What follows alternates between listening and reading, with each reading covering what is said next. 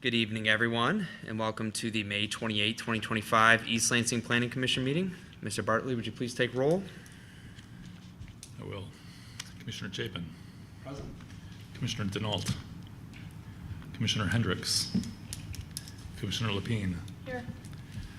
Commissioner Overbey. Here. Commissioner Putz.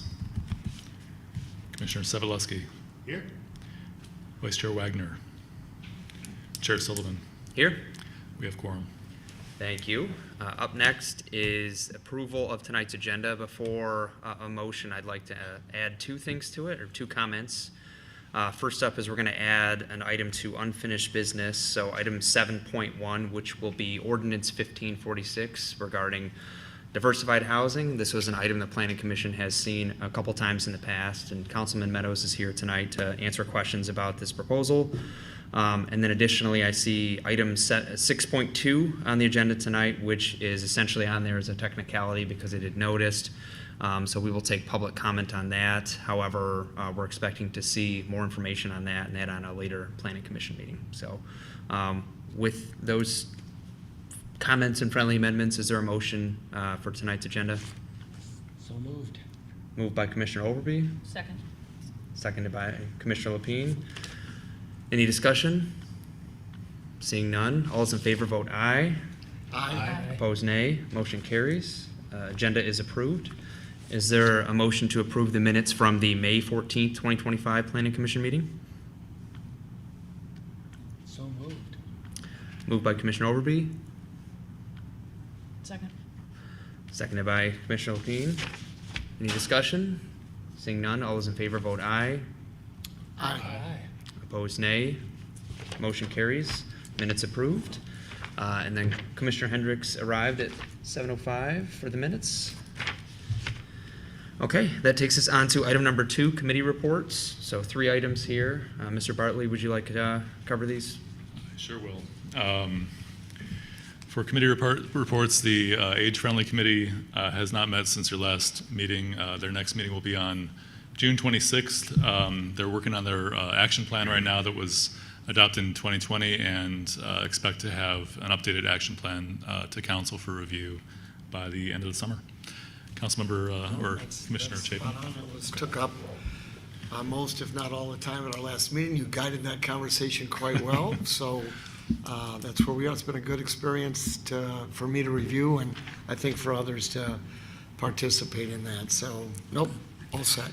As far as the comprehensive plan update coordinating committee, there also has not been a meeting since your last commission meeting.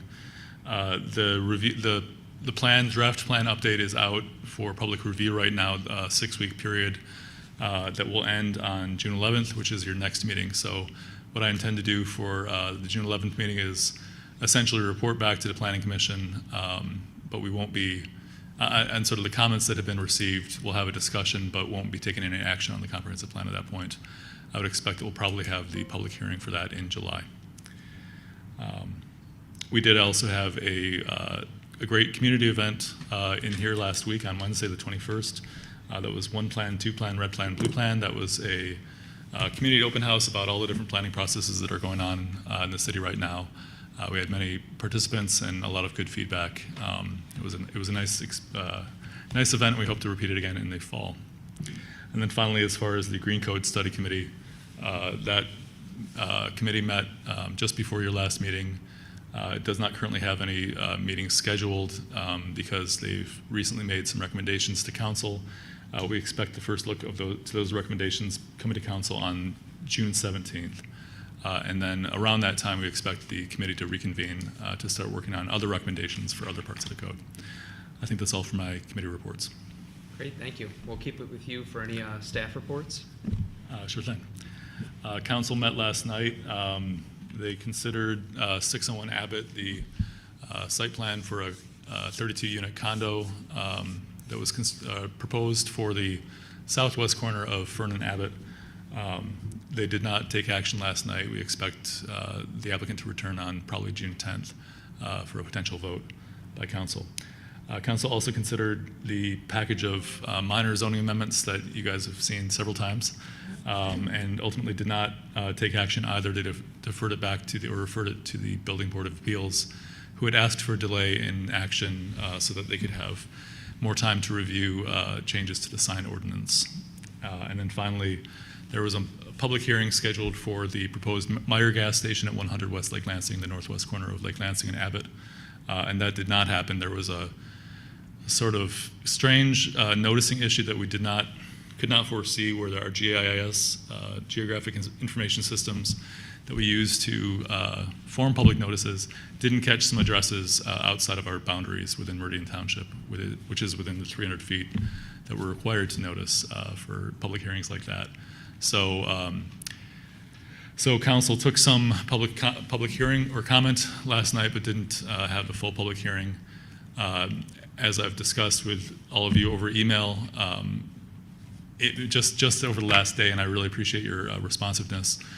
We'll have quorum for a special planning commission meeting to have a public hearing, another public hearing at the planning commission level, properly noticed on Monday, June 16th, which will make a busy June for you. So you'll have your meeting on June 11th, Wednesday, June 11th, the following Monday for a special meeting, which will be only a second public hearing for the planning commission for the Meyer proposal.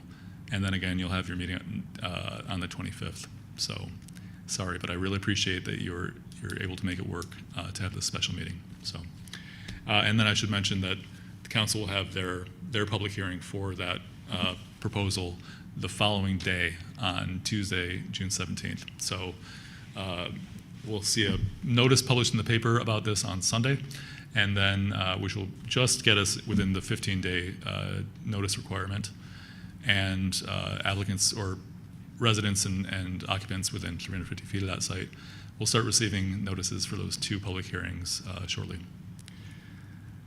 I think that's it for my staff report. So. Great, thank you. Any questions for Mr. Bartley on either the committee reports or his staff report? Well, just a quick Commissioner question. So we have the public hearing on June 16th. Will that require a motion in that same meeting, or are we just having a hearing? Essentially, just have a hearing. If something that comes up during the public hearing would change your vote, the Planning Commission can make a motion if you'd like to. You don't have to, since you already made a motion. Okay. So it doesn't, to be clear, it doesn't require any action of us. We just have to take, oh, got it. Okay. Any additional questions? Seeing none, that takes us on to item 4, commissioner announcements. This is also the portion of tonight's agenda for a disclosure of any conflicts of interest for items on the agenda. Is there any commissioner announcements? All right. Guys are going easy on me tonight. That takes us on to item number 5, communications from citizens. First up is 5.1, written communications. I saw several letters added to the agenda for item 6.1, which we have a public hearing for tonight. So on to item 5.2, verbal from the audience. This is your time to come up and address the Planning Commission on any items on or off tonight's agenda. We ask that you keep your comments to 5 minutes and identify yourself on a card if you have yet to do so. If you are here to speak on a public hearing, which I think a lot of you are based on the cards I have, we ask that you speak after or at the appropriate time for that agenda item, but you are welcome to speak now if you so choose. So with that being said, is there anybody that wishes to address the commission? Okay, well, we'll get to your... Well, for the second item, when, Okay. I'm not sure, yeah. For item 6.1? Yeah, yeah. The Touraine The rezoning. Yeah, so staff will give an overview, and then the applicant will speak, and then we'll do a full public comment, and I'll read all the cards off. So thank you for clarifying. Gotcha. Okay. Anybody wish to come forward and address the commission on any items not on the agenda? All right. Seeing none, is there anyone online in the queue? There's no one in the queue. Great. That takes us on to tonight's first public hearing, item 6.1, which is a public hearing for Ordinance 1548, a proposed rezoning of a vacant parcel at the northwest corner of Touraine and West Grand River from R1 low-density single-family residential to B2 retail sales business. Mr. Bartley? Thank you. As you said, I've pulled up on the screen here an aerial view to show the subject property. This is an unaddressed property, a vacant property at the northwest corner of Touraine and West Grand River. This is very close, just southeast of the intersection, sort of big triangular intersection of Grand River, Saginaw, and Coolidge at the far west boundary of the city. I'm going to pull up the existing zoning. Currently, the zoning is R1, which is a residential district. That's low-density single-family residential.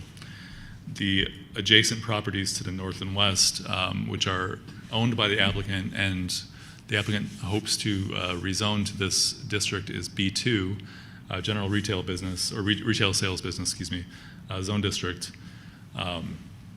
So the applicant is seeking to change the zoning of this parcel from R1, low-density residential, to B2, general retail business, in order to combine this property with the adjacent property for a future development of a parking lot. As far as the comprehensive plan goes, the 2018 master plan, which is the most recent adopted plan, designates this parcel as M1 mixed use, which is the same designation in that plan as the B2 zoned properties with which the applicant seeks to combine the subject property. Generally, the M1 is a mixed-use district. Is listed in the 2018 plan as being analogous to the B1 general office business zone district, which is different from the B2 district, but all the properties that are in this area that are also designated as M1 in the plan are currently zoned B2. So the applicant is seeking to rezone this property to B2 to match the others, and then subsequently combine it and develop. I want to mention that what is before you tonight is a rezoning request, a zone change from R1 to B2, and only that. The commission should consider essentially what are the universe of options of permitted uses within the B2 zone district, so that should this zone change go through and then something would happen where this proposed development doesn't occur as the applicant hopes, now you'd have a parcel that's zoned B2 that could potentially be requested to have something developed on that property that would match the B2 zone district. So it would be not residential, it would be business district. So you should consider that in your deliberations. Again, tonight is a public hearing. The Planning Commission typically doesn't make a decision the same evening as the public hearing, and when you do, it's a recommendation to council. Council would then, assuming that you have a public hearing tonight and then decide to make a recommendation at your next meeting on June 11th, we would then take this to council, who would then schedule their own public hearing, which would likely be in July 15. Council typically also does not make a decision on the same night as the public hearing. They could, but if they choose not to, then they will make a decision on the rezoning at their August meeting, which the date escapes me right now. So there will be other opportunities for public hearing at the council level. And then I should say, again, that would be for the zone change. If the applicant seeks to, as I believe their intent is to construct a parking lot, they would then need to come back to you and request approval through the site plan approval process, which would take it for a public hearing here, a recommendation by the Planning Commission to council, and then a council ultimate decision by council as to whether or not to approve that site plan. Throwing a lot at you right now. The intent is just to tell you, the takeaway here is that you're being asked to consider the zone change only from R1 to B2 for this property.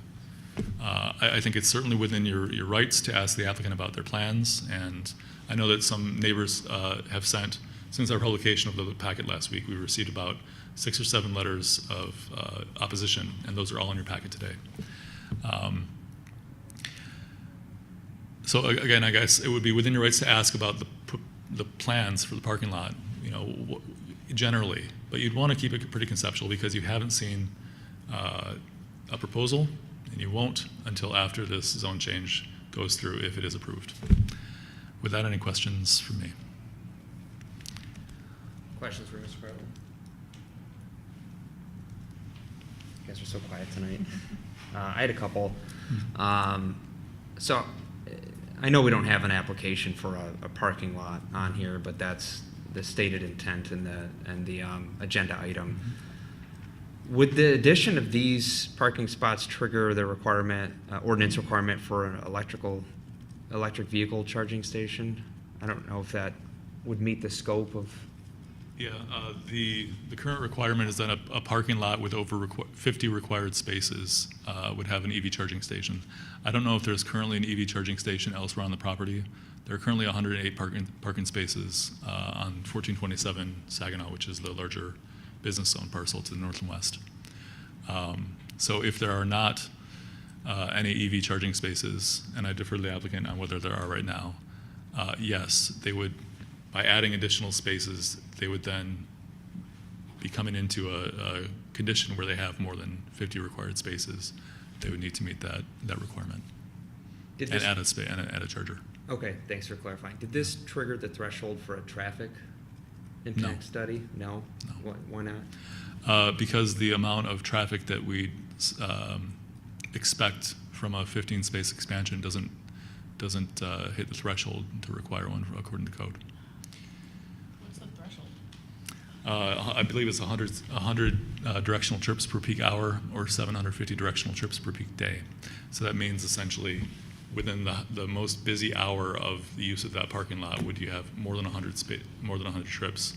And based on the size, we don't believe that there would be based on these 15 spaces.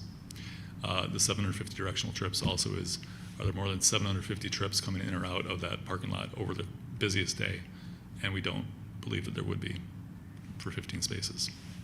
Okay. Thank you. And it looks like there's 2 vacant parcels there, and they're only looking to rezone one of the vacant parcels and That's not the correct. other one. I'm just trying to wrap my brain around. So there's a building that fronts Coolidge, another building that fronts Saginaw, and this is perhaps a better question for the applicant. Is the intent to combine those parking lots? Is it an expansion of one of the 2 parking lots? Yes.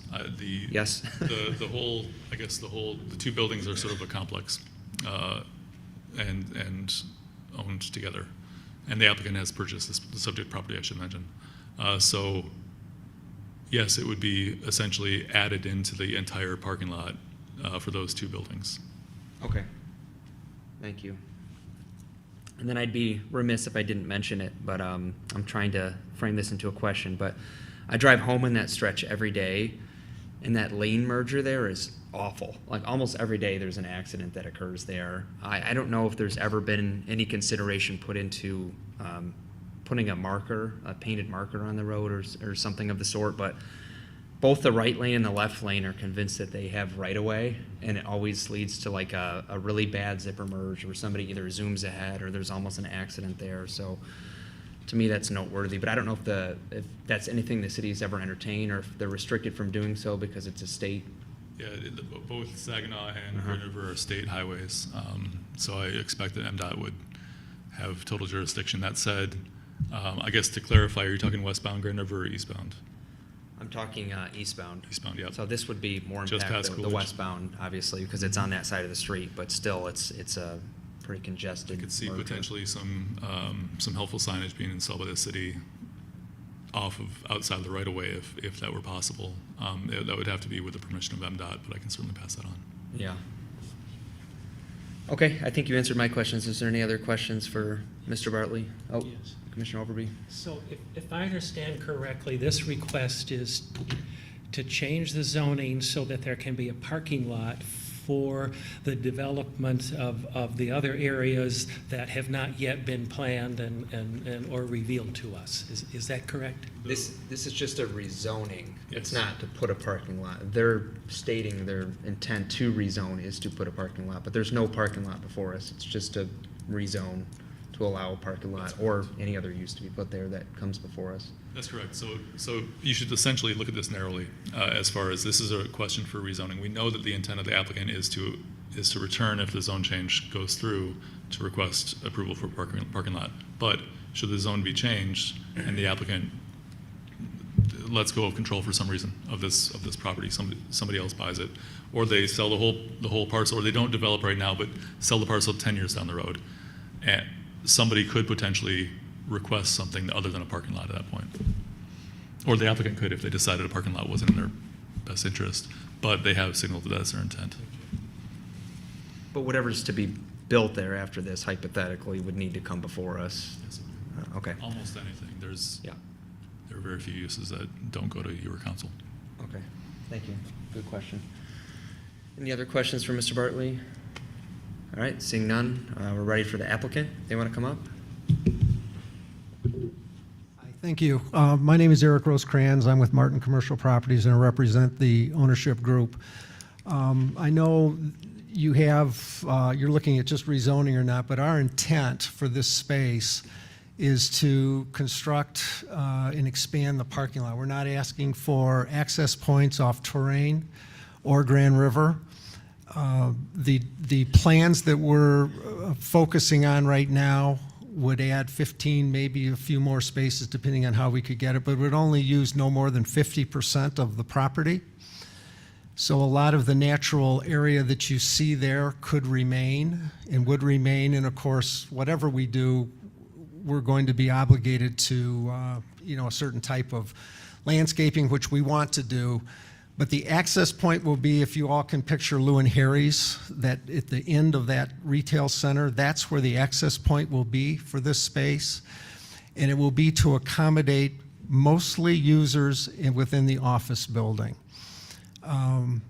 We attempted to come forward and do this back in the late teens. Then COVID hit and the office market went to, didn't go so well after COVID.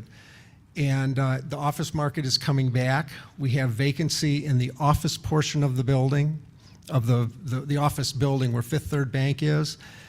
And I've been associated with this building ever since this owner had it and been in the business for 45 years. And almost every time we have users interested in the building, they look around at the parking, given the use that it has now, because the businesses that are there do really well and their people are in, parking is short.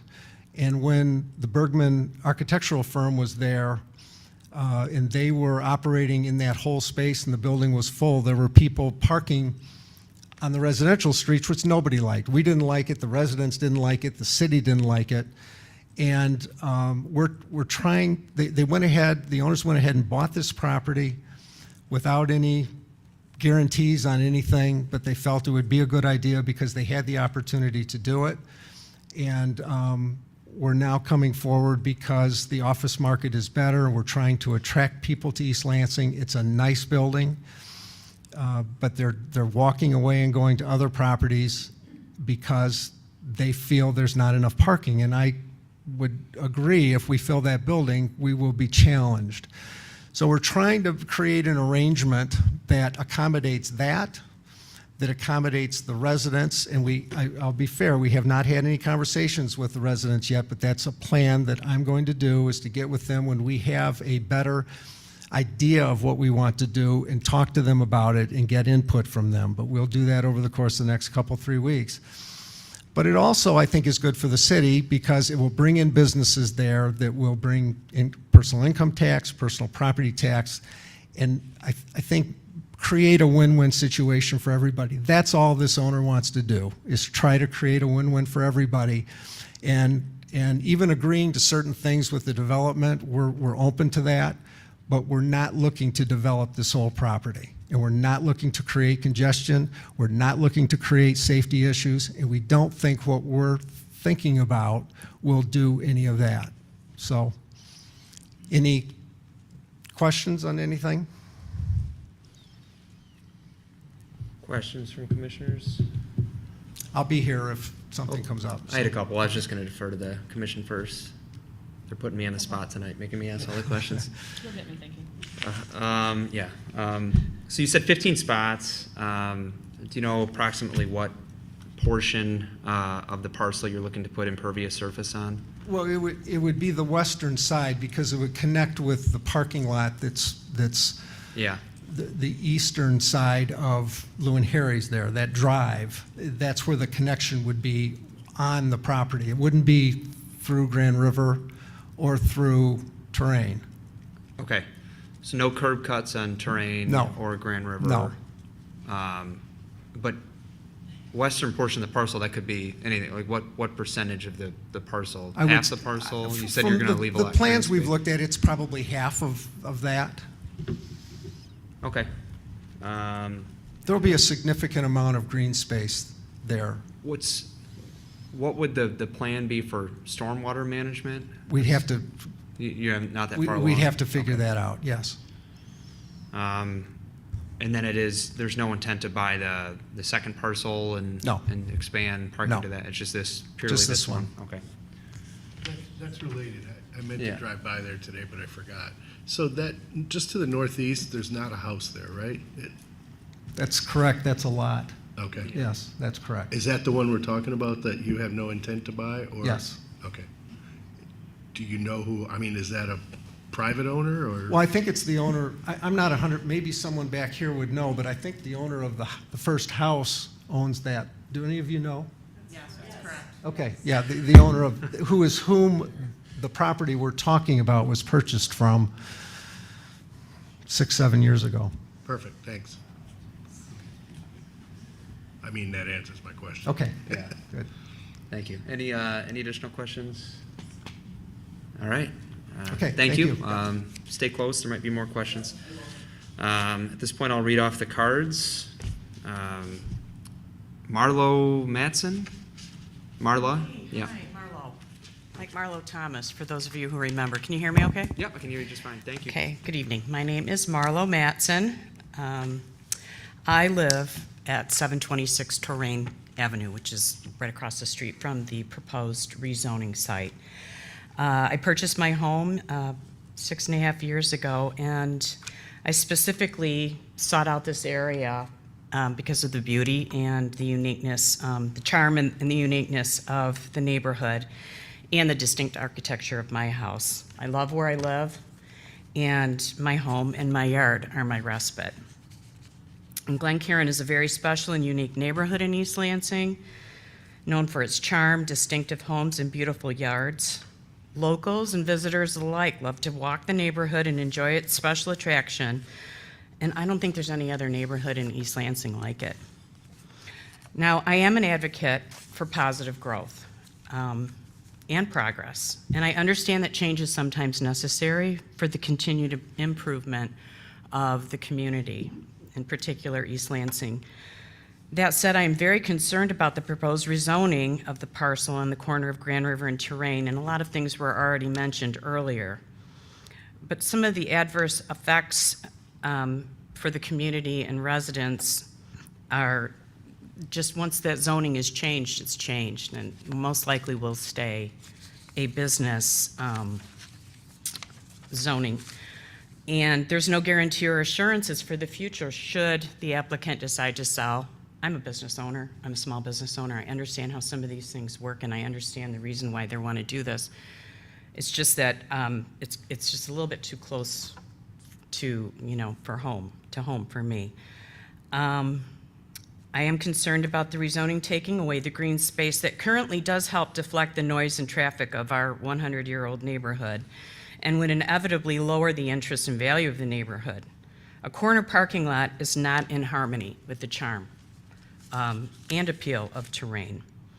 The traffic ingress egress, which again was addressed, my concerns were, where are they going to do curb cuts, and how it's already a cluster, as some of you know and have mentioned. When there have been severe traffic situations, my street has been a cut through, and I feel like if a parking lot was added to the corner, the likelihood of cutting through that parking area is inevitable, which would cause more traffic and safety concerns for our residents. So I just sincerely hope you consider my concerns and move to keep the corner of Grand River and Touraine a green space for local residents and the continued preservation of Glencairn. Thank you. Thank you for your comments. Up next is Eugenia Zax Carney. Hi, My name is Eugenia Zax-Carney. I have been living in East Lansing since 1972, so I'll let you guys do the math. I am here on behalf of a person who resides at 1322 West Grand River and is a neighbor to Marlo, who just spoke. His name is Professor Dr. Jose Luis Mendoza Cortes. He could not be with us this evening because he's caring for his littlest one, who is 16 months old, approximately. He writes that he allows me to speak on his behalf of his interests as a resident, and he writes, to whom it may concern.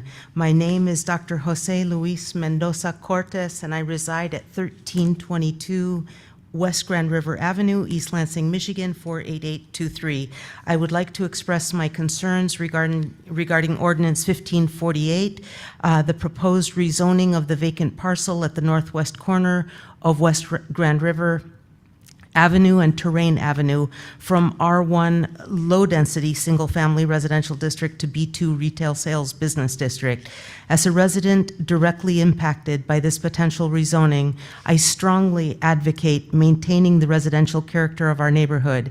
This change would significantly increase traffic congestion, noise levels, and litter, negatively impacting the quality of life for our community, especially for families with young children like mine. Increased commercial development would also pose safety concerns, particularly because our street lacks sidewalks, forcing pedestrians and children onto streets with heightened traffic. Additionally, I recently supported the city's efforts to improve pedestrian infrastructure across Grand River Avenue, intended to promote a more pedestrian-friendly lifestyle. Rezoning this parcel would contradict these very efforts by encouraging more automobile traffic in a primarily residential area. Therefore, I respectfully request that the Commission preserves the residential zoning status to protect the safety, tranquility, and overall residential character of our community. Thank you for considering my perspective. Yours, in wonder of learning and discovery, Professor Dr. Jose Luis Mendoza Cortes, Faculty of the Physics and Astronomy and Chemical Engineering and Materials Science Departments, Michigan State University, and then he provides his email and his website. That's it. Can I pass this on to you? Thank you. Sure. Okay, thank Was it you. already submitted too? If so, we have it, but, No, I'm just Okay. reading it for the first time. great, thank you. Yeah, actually, if you could hand it to city staff and then they can get it to all of us. Thank you. Diane Wing?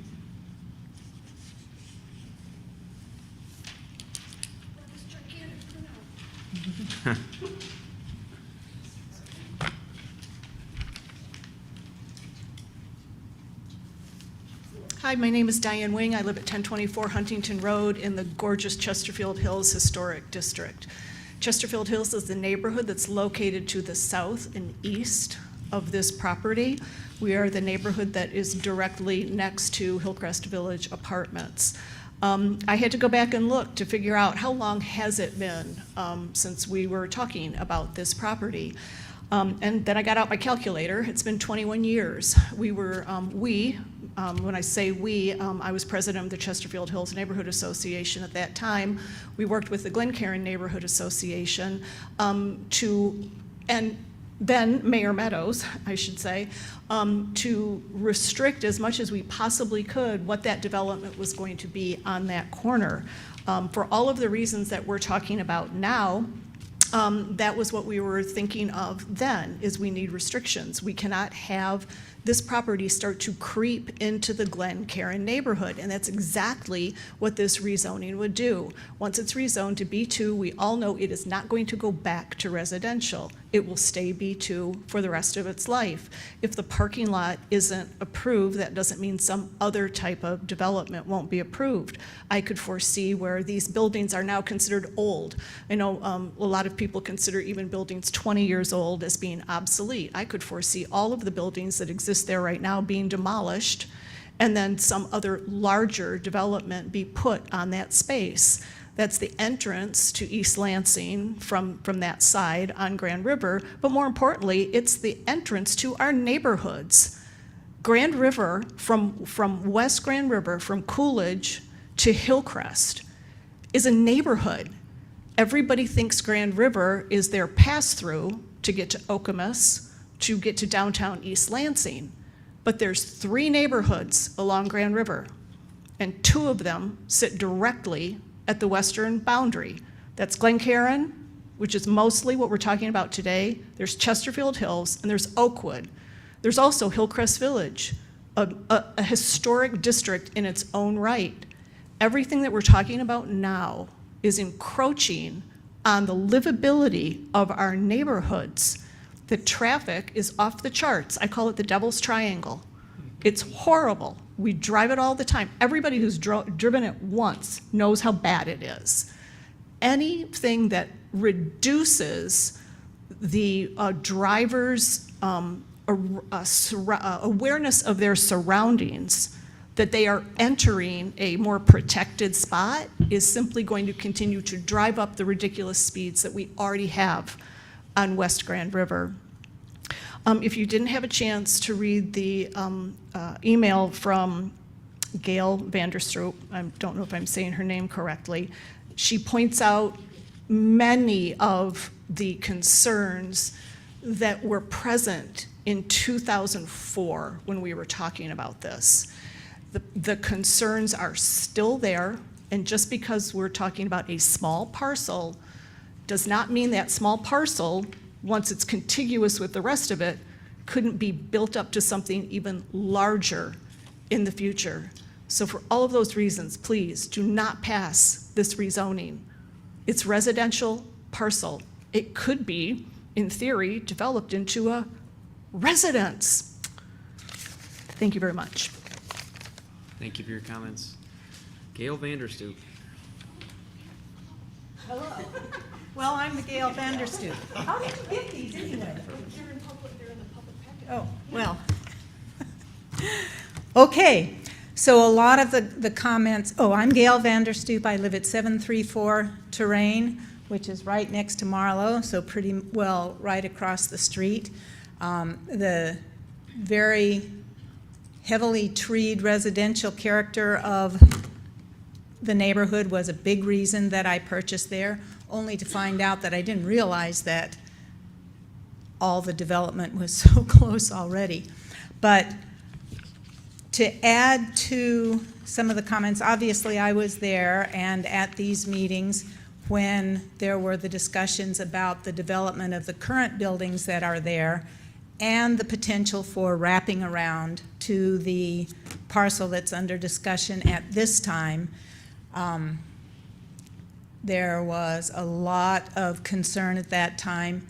With the zone change, there were questions about setbacks and curb cuts and changes to traffic flow and a lot of other things.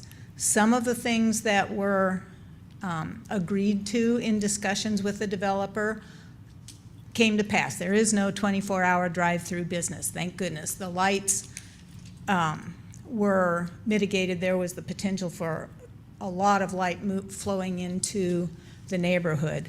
There were concerns about additional trash as well as the light into the neighborhood, even with the restrictions that were on the overall property and the lack of approval at that time for bringing the parking lot all the way around was, we still do have increased traffic, faster traffic, because the pass-through people on Touraine go faster than people who are just trying to get to their home. And yes, that whole area for traffic is a mess. We do appreciate, as Jose said, that there are now some walk lights and walkways across so people can walk from the neighborhood over to the Frandor area. But changing that to a lot, what I call it is commercial creep. So thank you for using that term. Anyway, commercial creep is bringing it's hard with no pointer, on that edge, it wraps the commercial area around directly into the neighborhood, directly facing us, and that's one of the big things that we were concerned about. I couldn't remember the year. I was thinking 15 to 20 years ago. I guess it was 21 years ago. But so, safety of children, I believe there is a person who bought the lot next door for residential to be developed in the next year or two. If that involves someone with children, I mean, I just got back from international travel, so my letter sat in my mailbox until I got it delivered yesterday late afternoon. So this is quick late, so I didn't have time to do research. But I believe that that parcel next to it will be residential, and that would be a big blow to whoever bought that property. I believe to all of a sudden find out it's no longer green space, but boom, converted to a parking lot. I appreciate the efforts to say there would be only 50% development and that there would be landscaping, but some of the conditions like a fence plus vegetation for the existing properties, I'm not 100% sure, but I think the fence wasn't as high as it was supposed to be, and there were some areas that vegetation wasn't developed. Maintenance of the fence has been limited, and some other things. Anyway, so this is all detailed, but the commercial creep, increased traffic issues, safety for people on the lot, on Touraine, as well as the general creep into the neighborhood is concerning. You can read the details in the letter. So thank you. Thank you for your comments. Ted Larkin?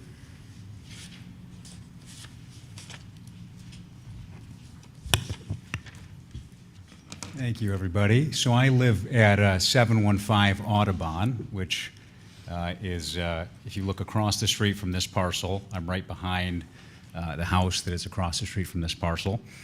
My wife and I have lived here for a year and a half, and I believe we're proof positive of the tremendous things that can happen when these lots are used for their designated purpose.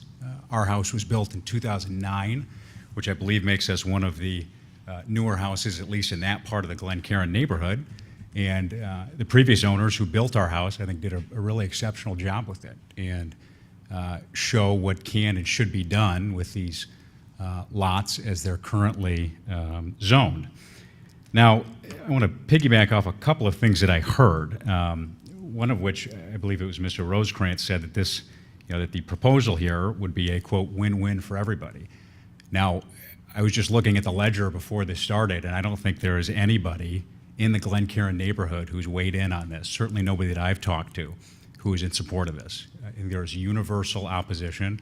I believe it was 8 letters that were submitted in opposition to this proposal formally, and I can just say anecdotally in my conversations with neighbors that everybody is vehemently opposed to this plan.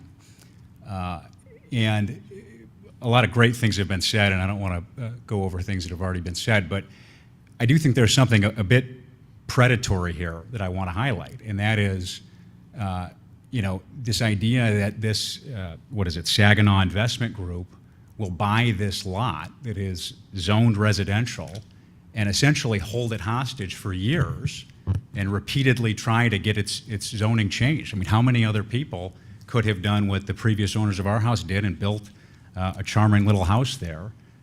I just don't think that's the kind of acquisition behavior that we should countenance.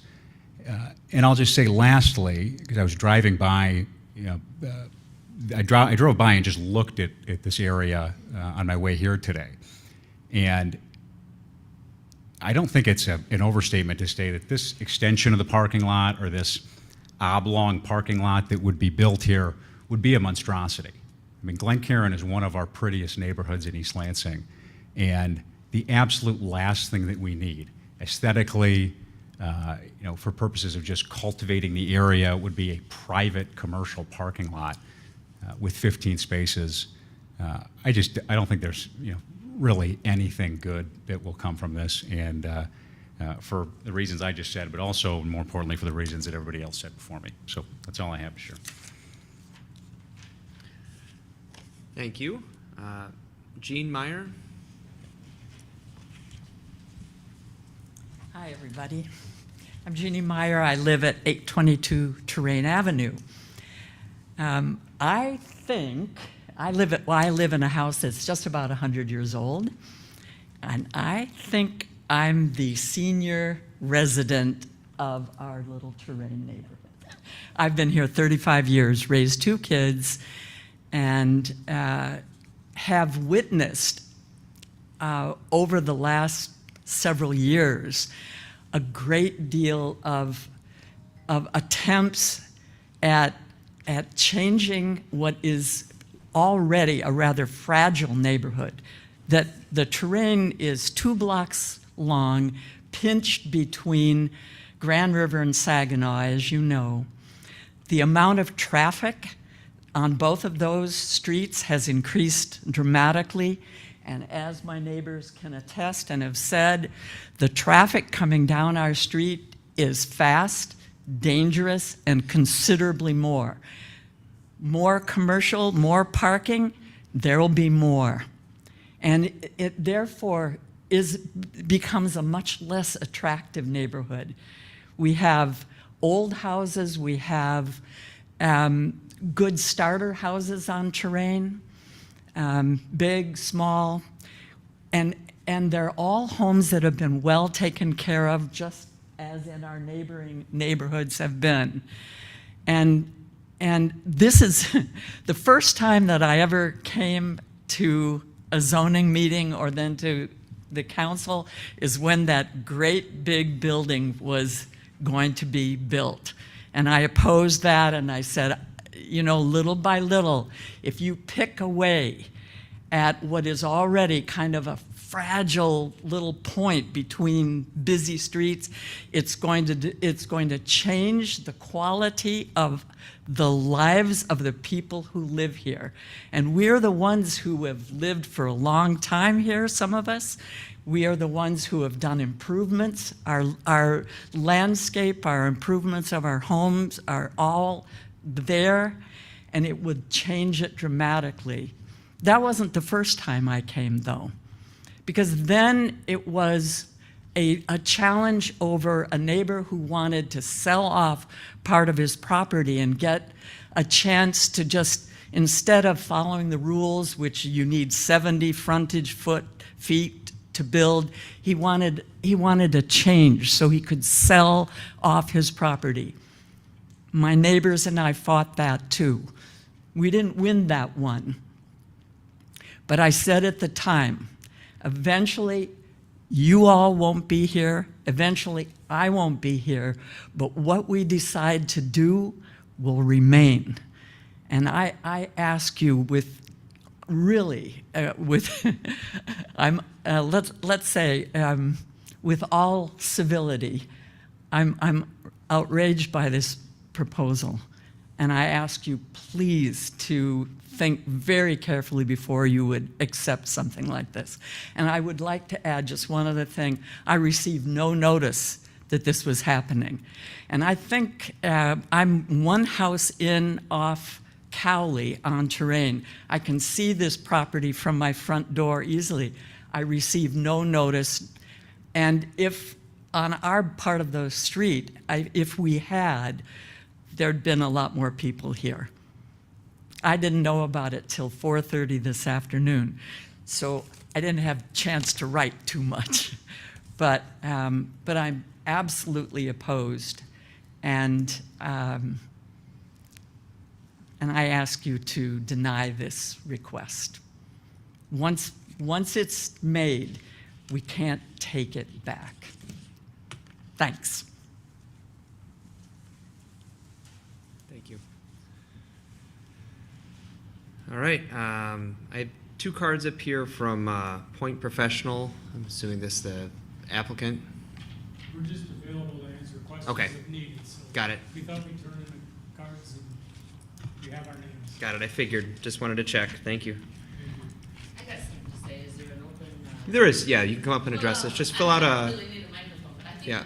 If you can fill out the part I'm up her there. daughter. Okay. And, you know, this is an interesting little green cap. Sorry, what was her name? Lissa Meyer, Lissa. This is an interesting little green cap. Frandor is a really sensitive little area, and it's wild and weird in a lot of ways. Not in bad ways, but that thing is wild and weird.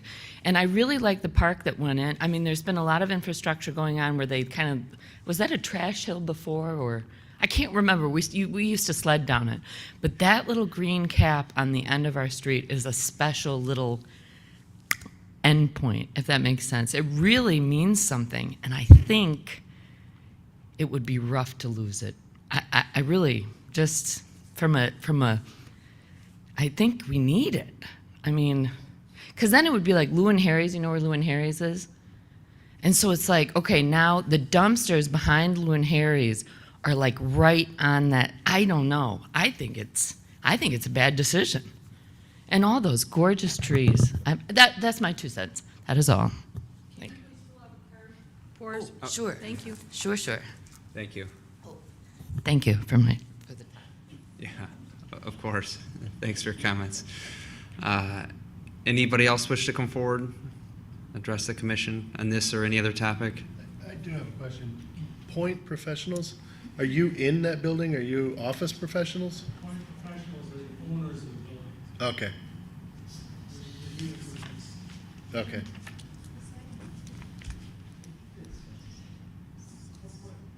Point Professional is the name of the project. Saginaw Investment Group is who owns it. Okay, thank you. All right, seeing no additional questions, yes? Can you please come up to the microphone? I'd like to ask a question, maybe this is more for you all. Why does the process involve making a zone change preceding, or a zone change based on some potential proposed development of some kind prior to having any kind of detail plan? I mean, I know that that can't be approved until there's a zone change, but like many of us had questions about curb cuts and some other things that were addressed in the original presentation in vague terms, yet there is still that issue of it could become something entirely different, and that's that commercial creep. So I'm wondering why the process is like that, other than it saves investment in detailed plan design before there's approval. Yeah, appreciate your comment. Yeah, and to mitigate a back and forth because it's a public hearing and we generally don't do it. But I'll answer it quickly. I defer to that question to the applicant, frankly, or to city staff regarding the process. Mr. Bartley, would you like to weigh in? Yeah, essentially the process is that in order to expand the parking lot as proposed, the applicant would need to combine the properties, and you can't have split zoning on the same property. So we require them, and in fact, a parking lot would not be a permitted use in the R1 district. So I guess to answer the public's question, that in order to have the parking lot, we would have to have a rezoning. In order for the properties combined, it would need to be rezoned. There was the great point that was made about why this rezoning without the plan, and this has come up quite a bit in other rezoning questions. That's only because of that, essentially that reason, that we need to combine the properties in order to facilitate that expansion. But that said, as I mentioned earlier, and it is true that the rezoning that's the limit of the request right now. Yeah. Because the applicant is seeking a rezoning, true, to try to facilitate expansion of the parking lot, but without the zone changed, they could not apply for the parking lot expansion. So, and that's why we're bringing the rezoning first. Last thing I'll mention is that sometimes an applicant will say, I'm seeking a conditional rezoning where I'm seeking a rezoning only for this parking And in that case, typically they will bring a plan forward and say it's for this exact plan. And then Planning Commission and ultimately City Council could approve that rezoning conditioned on that plan. This is not such a request. The applicant hasn't sought a conditional rezoning. We typically see conditional rezoning requests if and when a straight rezoning, I guess, or non-conditional is denied. Yeah. So I hope that answers that question. I'll ask some questions and comment on that. First, I'll close the public hearing for this item. My point was more so, and then I'll go to kick it over to you, Councilman. My point was more so the applicant has discretion on what approach they want to take to this. So they could choose to do the conditional rezoning. They could choose to do a rezoning in conjunction or in tandem with an application for a parking lot. So they chose to go the route of rezoning and then doing a proposal. We would not have let them apply for the parking lot without the rezoning. You cannot apply for land use that's not permitted in the zone district. So unless they could have requested an ordinance change to allow parking lots in the R1 district, that is not their path. So they wanted to have a parking lot. This was their only way to get to that point, is to get a rezoning to B2. Thank you. Councilman? Yeah, I'm never quite sure of my role here, but this is a public hearing, so I can speak at it. I just want to mention, based on that comment I just heard, that when we have been rezoning recently and had these conditional rezoning requests or other requests without a plan, we have delayed our action on zoning until we have at least a proposed plan or a suggestion as to what could happen here. Since this is only a request for a parking lot for 15 spaces, it seems as though it would be an easy thing for the developer or the proponent of the change, or requester of the change, to produce something which could show the neighborhood what this would look like. There are a couple of questions here that I'm sure council members are going to ask, like, why not B1, which has setback requirements where B2 does not have any setback requirements? That could provide some of the screening necessary for the neighborhood to feel a little better about something like this, for one thing. And we don't have the dimensions of the lot, so it's hard to see how this is actually going to function as a parking lot. So those are the type of questions that would be asked probably at the council meeting with regard to it. But what would be really helpful here and for the neighborhood is for at least to put together a sketch as to how the parking would be configured on this. I mean, if it's all in the back, almost at the building, and the front remains a complete green space, the neighborhood might have a different feel for it. We instructed the applicant not to include a site plan because the rezoning cannot be conditioned when it's an unconditional rezoning request. The rezoning can't be conditioned on a site plan. There was certainly more than a conceptual plan that was provided to us, but because of the process and how we bring forward a rezoning, we suggested that this process, this step is necessary in order to bring the request for the parking lot forward. Don't take my comments as anything critical of planning staff. They have done absolutely the correct thing with regard to this. I'm just telling you how council will probably look at this. And not taking that way for what it's worth. I just do want to mention too, to the concerns about notice, the state requires us to send public notice within 300 feet. We always send within 350 feet just to make sure we're covering our boundaries. But just to cover the concerns that were brought up, 350 feet doesn't reach Cowley. So it feels like it might feel too small, but that we're in fact exceeding state requirements to make sure we're covering the bases. Okay, thank you. But back to the original point, they could have done a conditional rezoning, but they chose to do a rezoning request in lieu of that. Yeah. Okay. I mean, generally we don't, as staff, we don't typically recommend a conditional rezoning just because conditions can get really messy. And a zoning map full of conditions is extremely messy. So we generally direct applicants away from that path unless we have a real strong reason to think otherwise. Thank you. Any additional comments or questions? Can I ask another question for Landon? Or do you want Please. Yeah. Yep. Landon, can you just humor me and can we go back to the traffic study for a minute? I'm still hung up based on the feedback from the community members today about not needing a traffic study.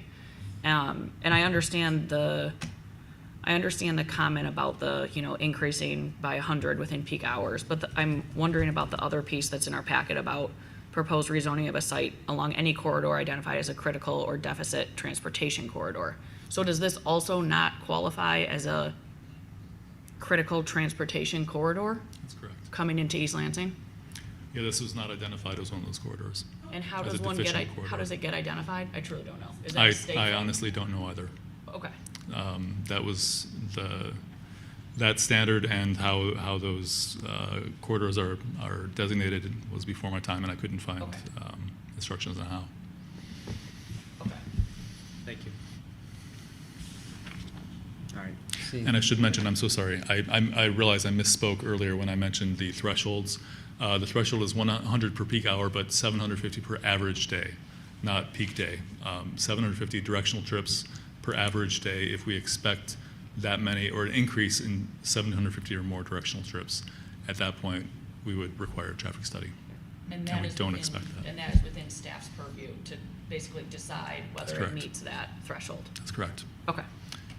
Mr. Chapin? So you want to, can I just talk with the commission just a little bit right now, or do we want to table this broader Well, we're not- discussion we're not- for? Yeah, we're not taking action on it tonight Right. unless there's a motion to take action, so Okay. just, if you have a general comment, that's fine. But we'll have more time to discuss within the commission in Yes. 2 weeks Yes. when we talk, then It- that's fine, I'll defer to Yeah, that, it could be that's more fine. information, it Sure. could look differently then. Sounds good, so. all right. Okay, I have one more question. okay. Commissioner Lapine? Just one more question, Landon, because I didn't see it in here, and there was at least one mention of it. Do we have a sense of how much, obviously we're putting, what's proposed as a parking lot, do we have a sense of how many trees or anything in that area would need to be removed? No. We would, thank you, but we would certainly review that as part of a site plan review request, and we haven't gotten there yet. Right, so my question is ahead of the game. Yeah, I mean, We I need can the mention site plan the to understand that. lot has a substantial number of trees, Okay. and certainly some would have to be removed, but we haven't done a detailed analysis yet. Thank you, no, I'm done. All right, yep.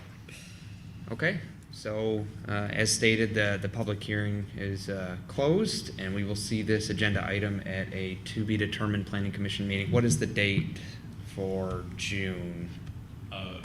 We'll have meetings on June 11th, that special meeting on the 16th. Yeah, That it's- will not be, likely June 11th would be the when this would come back unless there was a reason to delay. But we'd have this back on the 11th, if not, then the 25th. So we will potentially see this item June 11th, Correct. planning commission meeting. Okay, thank you. Thank you. All right, thanks, everyone.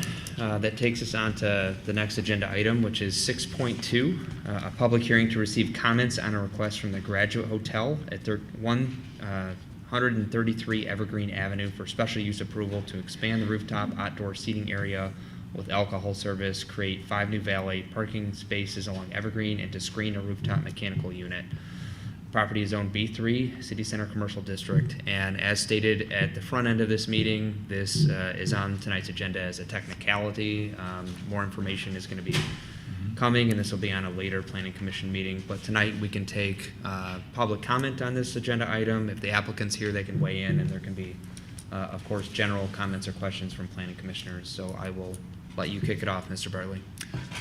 Thank you. As you mentioned, this item has been withdrawn for this hearing, or for this meeting. The applicant intends to come back likely in July. They were working through some details on their end that they felt were pretty significant. So since we did send the public notice, we did want to make sure that there was opportunity for people to give comment if there is. I'm not aware of any, and the applicant is not here this evening. Any questions for Mr. Bartley? Okay, sure there'll be some at the next meeting. The applicant's not here, you said? Okay, so at this point, we will open the public hearing for this item. If anyone wants to come forward, it is a withdrawn agenda item, so but it's still on the agenda. Okay. Seeing none, is there anyone online in the queue? No one in the queue. Okay, we will close the public hearing for this item and see it at, I don't know if it'll be the next planning commission meeting or a later planning commission meeting. Likely in July. Okay, July planning commission meeting. Okay, that takes us on to item number 7, unfinished business. The only item is item 7.1, which was added tonight, and it is ordinance 1546 regarding diversified housing. Mr. Bartley? Thank you. So this item, you've seen it a couple times, and at the last meeting, there was a request to delay an action until Councilmember Meadows was able to join the commission. I'm just pulling up on the screen right now. Essentially, the ordinance proposes a change to the section of the zoning ordinance 50-94B4, which is the city's diverse housing requirement, which is a certain area of downtown, essentially the downtown district west of Collingwood, in which for multifamily residential proposals, 25% of the residential units must be owner-occupied, affordable, or 55 plus. And there is a sort of transfer that's allowed when a project exceeds that requirement, that it could potentially transfer sort of credits per unit to a different project elsewhere in downtown. And the proposed amendment would remove that transferability of credits in the case of the development receiving economic developments by the city, which would include payment in lieu of taxes or other tax abatements. So Councilmember Meadows was able to be here tonight. I'd love to turn it over to him to answer any questions about this or explain anything that I've misrepresented, if that's the case. Sure. I've already talked to the chair a little bit about, why this came up. You may recall that we had workforce housing development that was proposed for the Bailey parking lot. And I think there were somewhere around 90 units in that particular proposal. At that point in time, because that was the first standalone 100% low to moderate income housing proposal that would meet some of the requirements of this particular ordinance, we had not dealt with that previously. All of our low to moderate income housing or senior housing as a 25% rule applied had already occurred in either the senior housing that's on Albert or with what is now the PK proposal on the edge of Valley Court Park, which was part of the development for the Abbott parking, the Abbott apartment building, and the Graduate Hotel. So the first time we had to deal with this, there was a discussion among council members as to what the effect of this might be. And the effect was clearly that those 95 units, the 95 credits, could be transferred to another developer within the downtown area. And while the ordinance says that planning staff has to figure out what that 25% would be, it looks like somewhere in the neighborhood of 380 units would be able to be built at another location and use these credits. So we could see as much as 1,000 people in a particular apartment proposal. And then we became aware of the fact that there was a development being considered that intended to purchase these credits. So this ordinance resulted. It was at the request made to the city attorney. This is language developed by the city attorney. While we have referred this, we've not given a thumbs up to this particular approach to this, and there may be other approaches. We were hoping to hear more from the Planning Commission if there was a different way of controlling this in a way where we wouldn't see the entirety of a low to moderate income development have this additional effect in the downtown that may not be the positive effect that we were hoping for. So that's why it's here. By using the particular language that is being proposed here, that would address the developments that have taken place. So the development on Grand River, the Abbott, the PK project, all of those would, or two of those, received tax increment financing associated with it. As you probably know, and I'm not sure whether this has been in discussion here because it's usually the DDA that's really dealing with tax increment financing and the Brownfield board. So in this particular case, both the Abbott and the development that is on Grand River received some tax increment financing. Our policy is that we only provide that to pay for public infrastructure improvements or environmental cleanup. In the Abbott circumstance, there was some public infrastructure improvement and there was environmental cleanup. With the project on Grand River, there was environmental cleanup. But as part of that project, when the senior apartments were built, the developer was forced to construct a parking garage owned by the city of East Lansing. So the tax increment financing there is actually payment for the parking structure construction. We didn't anticipate that we would be using necessarily tax increment financing for any construction of apartments that were targeted towards student housing. And this also seemed like it was a way that our opposition to that could result in using those credits as part of a student apartment complex and have associated with it either say a payment in lieu of taxes or tax increment financing for the low to moderate income project, which we would entertain the opportunity to utilize those to get those projects built.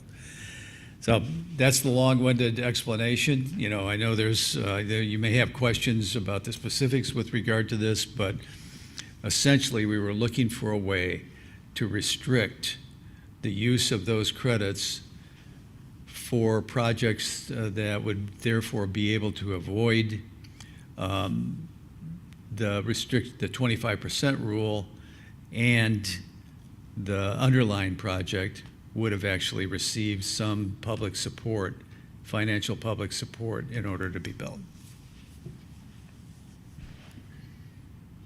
Okay, thanks for the background. This one was tough, the last couple meetings, so the intent in the background is really helpful to me, I think.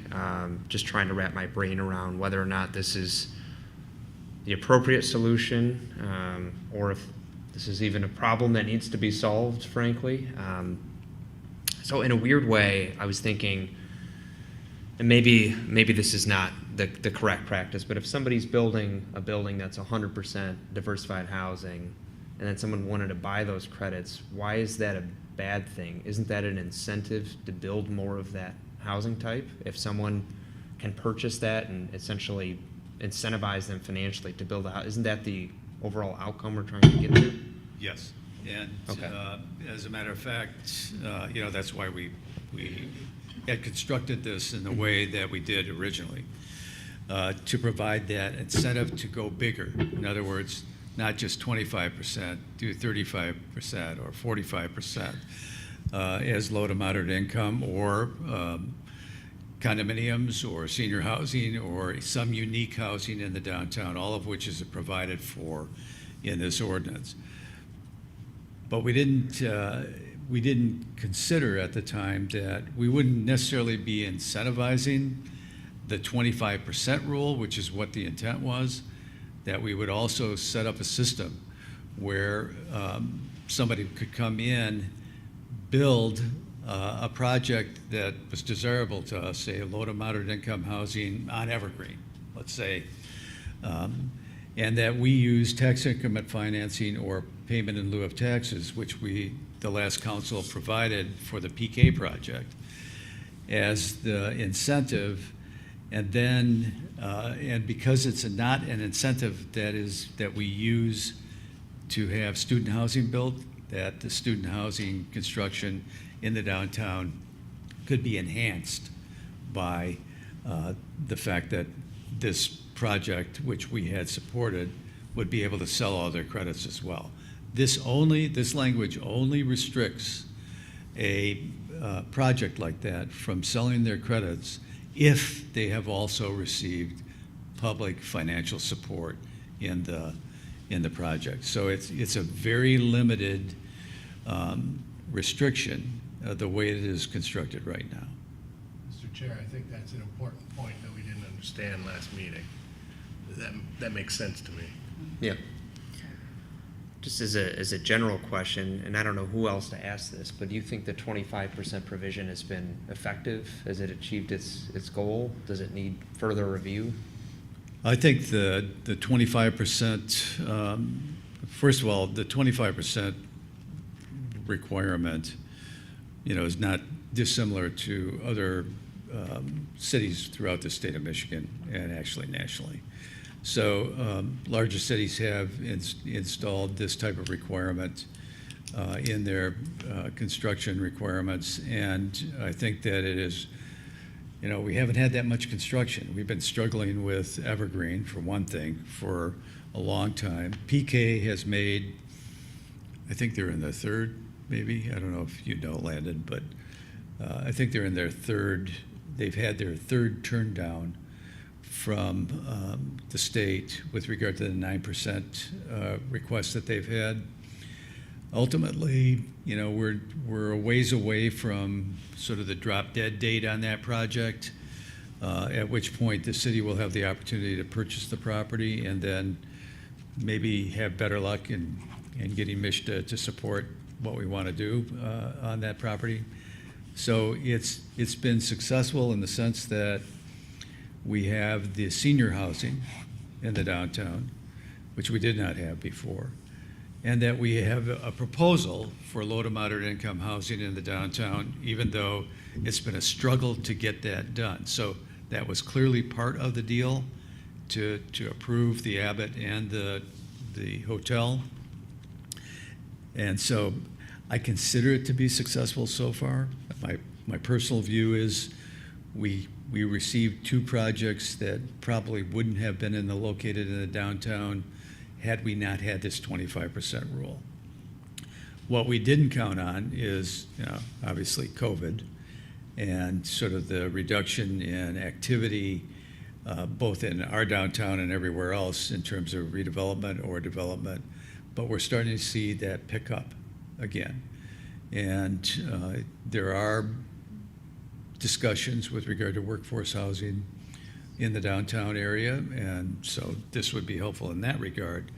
But also, I think we're going to begin to see in some other locations within the city development projects, again, large-scale development projects, come forward for you all to take a look at. So I think we're back to almost square one in the sense that we've had this hiatus from large development anyway within our community, largely because the world has changed so much. The last proposal for Evergreen was offices, and hardly anybody is building offices any longer because work from home has proven to be just as productive as having you there. So.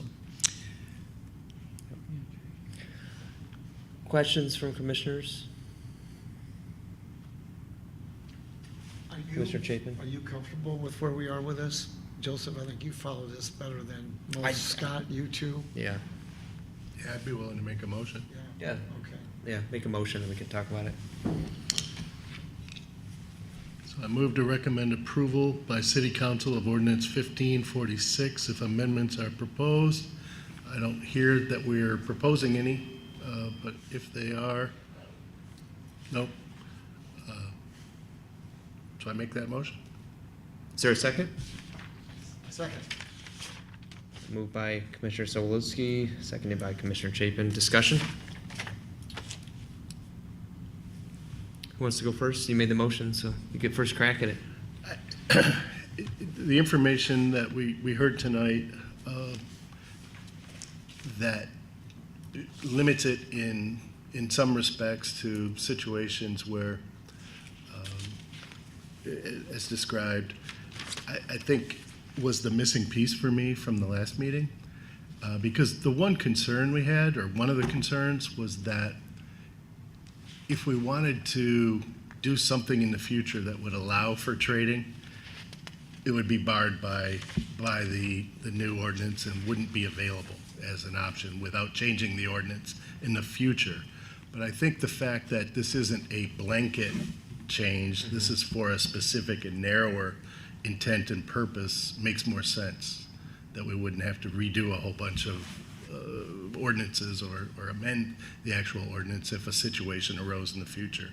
It'd be less likely, perhaps. So with that, I felt comfortable with it. Okay. Any other discussion?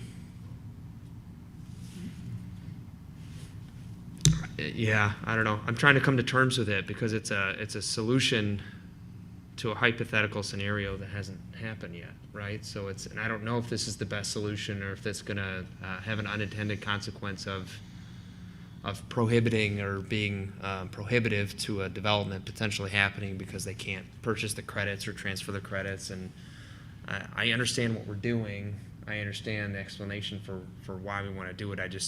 I don't know that it's needed, but I welcome a further explanation from you, and maybe that'll convince me. I don't know if I can convince you other than to say that the 25% rule, when we plugged it in, was hypothetical also. So, I mean, that's often what we're doing, anticipating activity or seeing changes.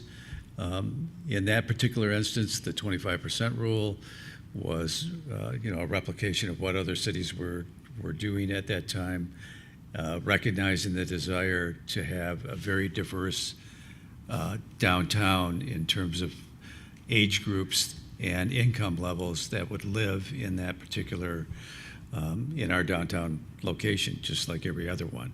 This particular restriction is very limited, and so other projects would continue to be approved with the 25% request or requirement included in them. And they would have the option of going bigger and then selling those extra credits. So. Okay. Any additional comments or questions? Okay, seeing none. We have a votes in order. Do you want to do a roll call? We have a motion recommending approval made by Sobolewski and seconded by Chapin. Commissioner Chapin, how do you vote? Yes? Commissioner Hendricks? Yes. Commissioner Lepine? Yes. Commissioner Overbey? Yes. Commissioner Sobolewski? Yes. Chair Sullivan? No. The ayes have it. Thank you. All right, we have no new business. That takes us on to, that item is now on to City Council for consideration. So let's forget that part. Takes us on to item number 9, Commissioner concerns. Any concerns from commissioners? Did we reach a conclusion on the 6:30 versus 7 o'clock start? No. No, I haven't. I think we have to vote on it, right?